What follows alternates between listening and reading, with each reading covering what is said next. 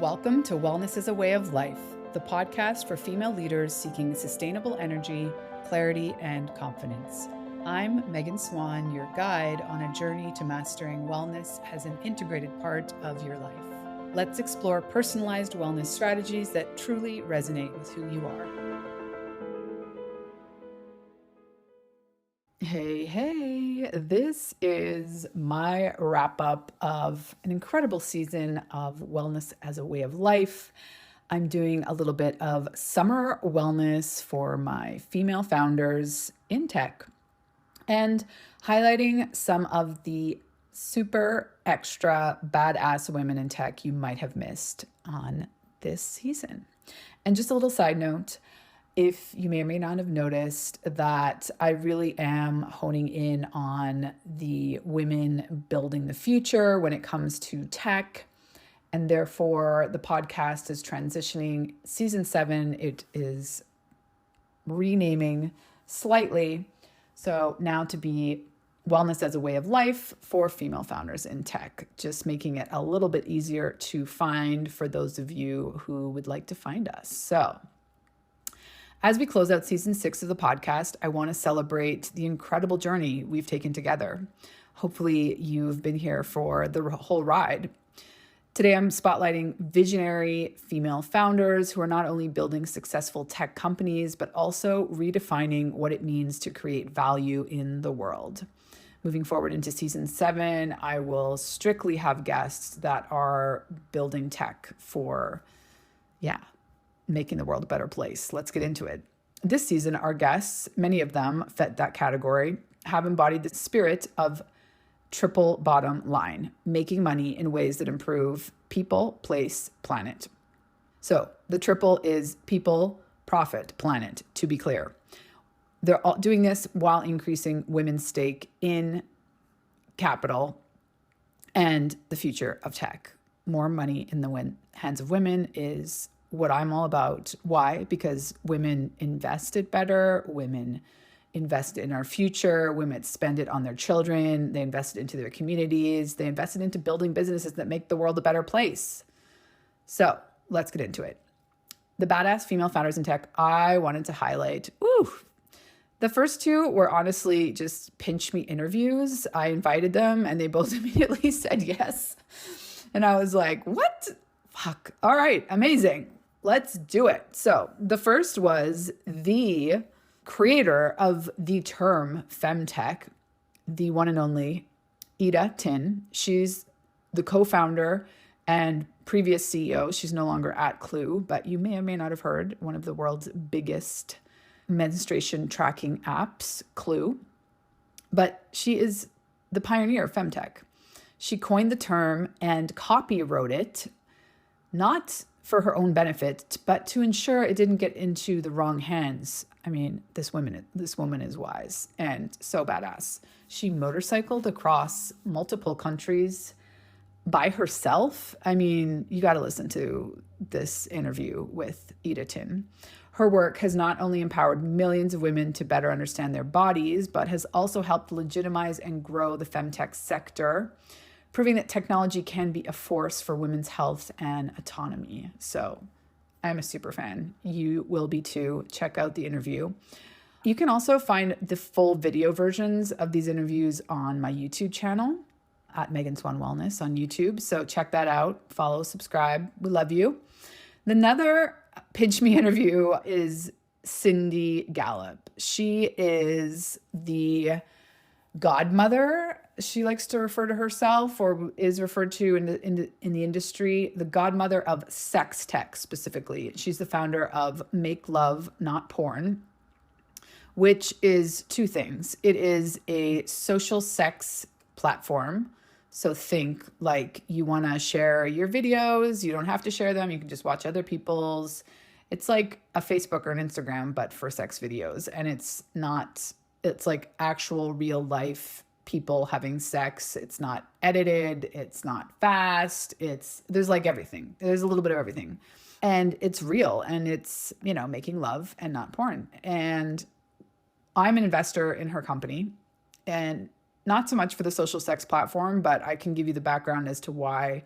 I mean, essentially, she's building, as a result of this platform, which is human curated, they're building the biggest language model, but in this not language, video model of what consensual sex looks like, which is going to be important in the future.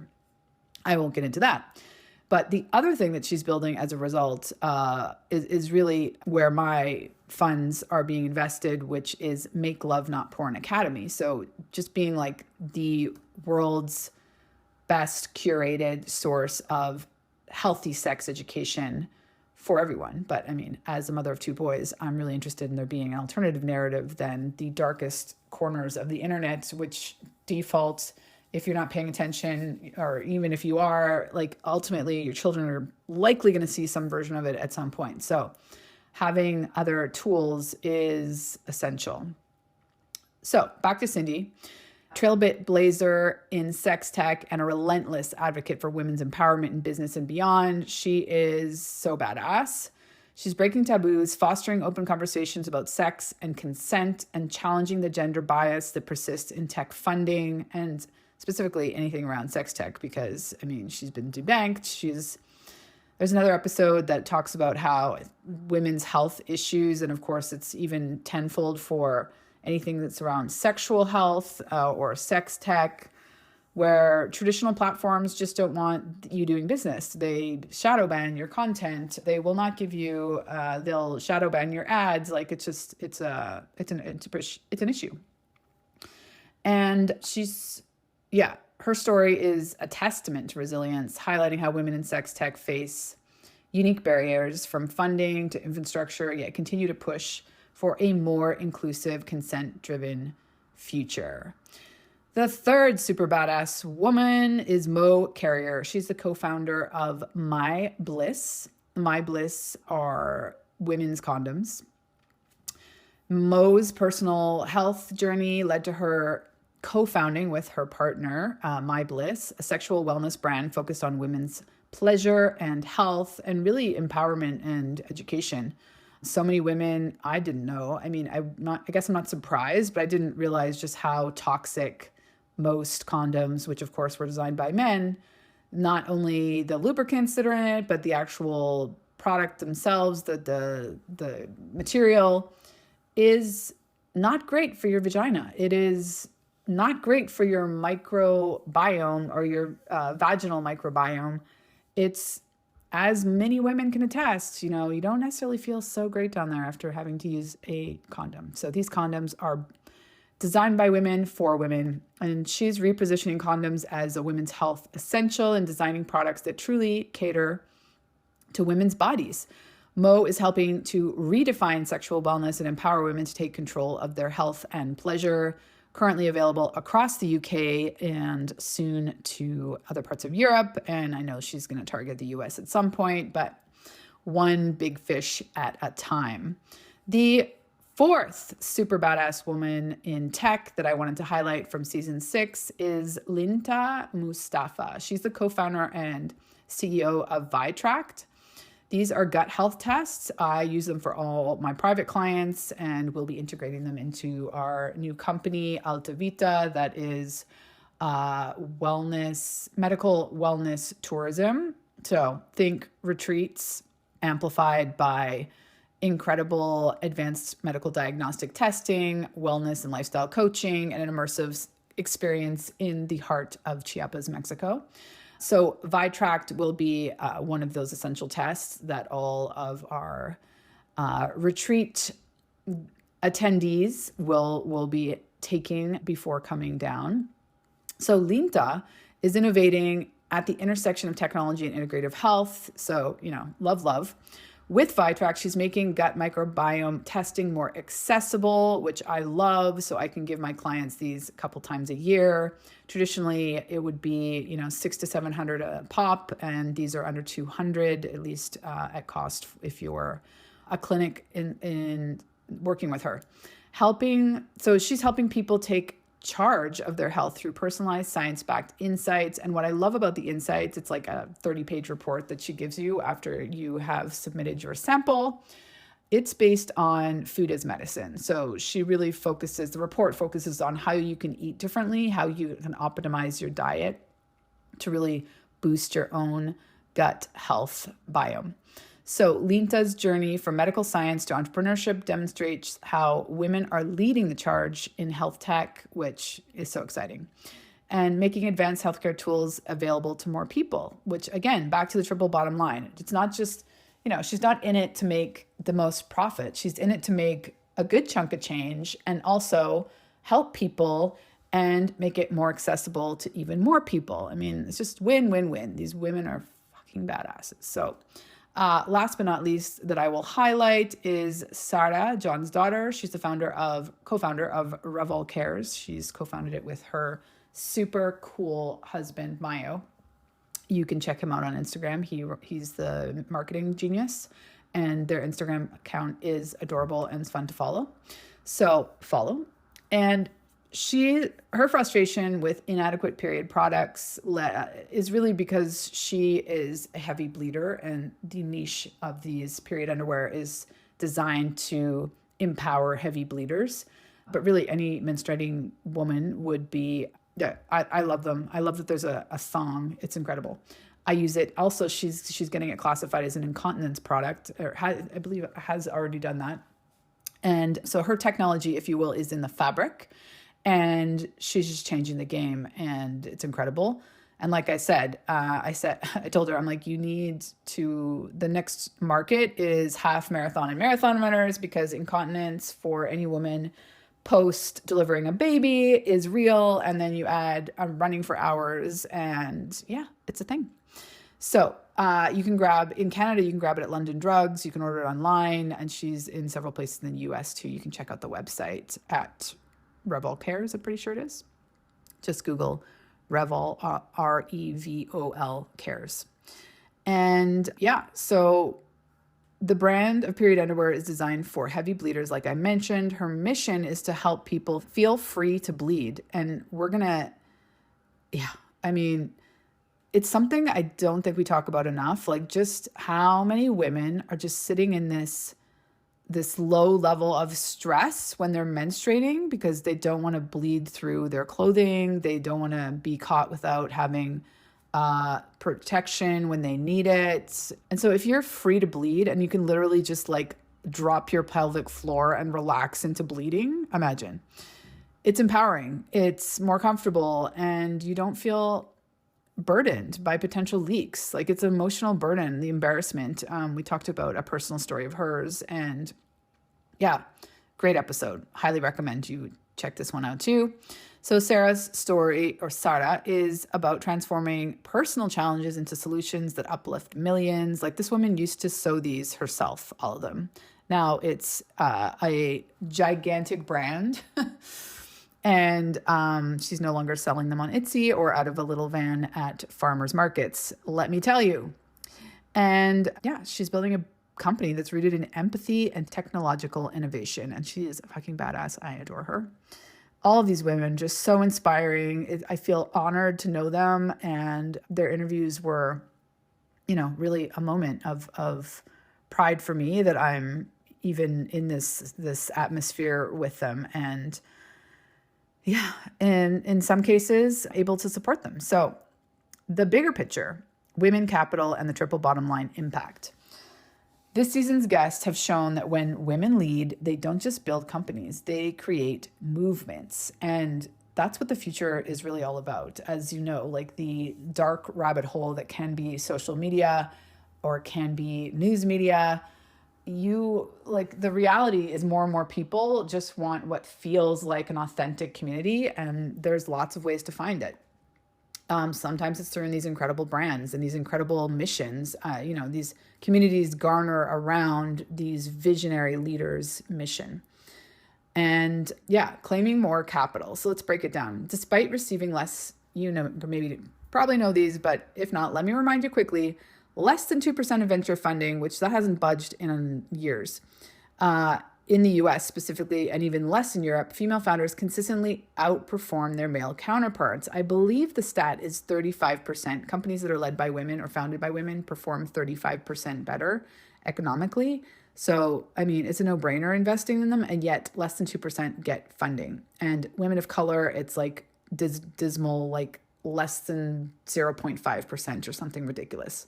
However, I mean, how telling is it if a company has at least one founder that is a male, then it's like 20, between 20 and 30, depending on what continent we're talking about and what data. But the point is, it's at least 10 times more if they just have one man as a co-founder, whereas if it's all female, less than 2%. I mean, it's enraging.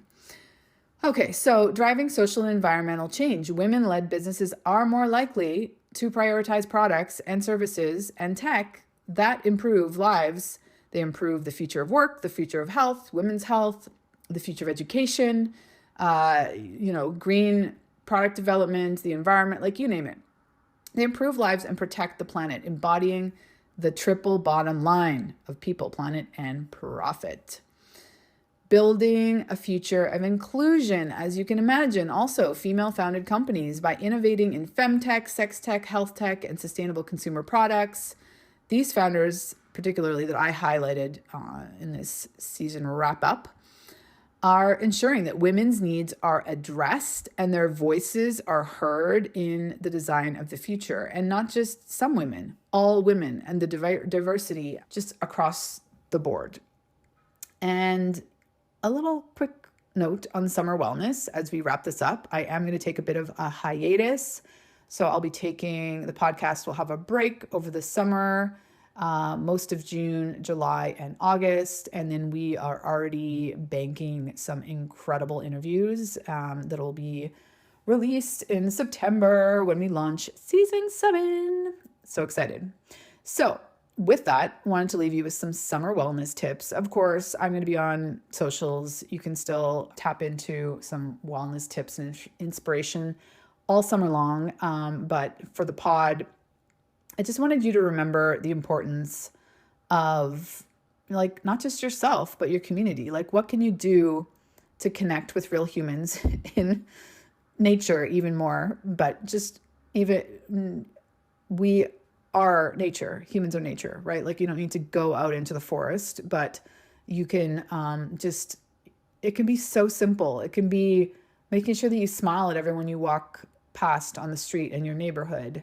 It can be picking up trash. It can be sweeping someone else's leaves. It can be, doing something more in depth and time consuming if you have the bandwidth. But just these simple things. I, for example, have really appreciated, there's a coffee shop that's a couple blocks from this house that we're renting in Calgary. And I feel a sense of community there. And part of that is like asking the people that work there how they are and really saying thank you and just being kind and making it feel like a community spot instead of, wrapping yourself up in a corner with your headphones and a laptop and ignoring everyone, like it's a choice on how you show up in the world. And it's maybe seems silly or simple, but I'm telling you, it's really changed my life to just try and feel like I'm connecting with more people. And, not just through social media or Zoom calls, which, is better than nothing.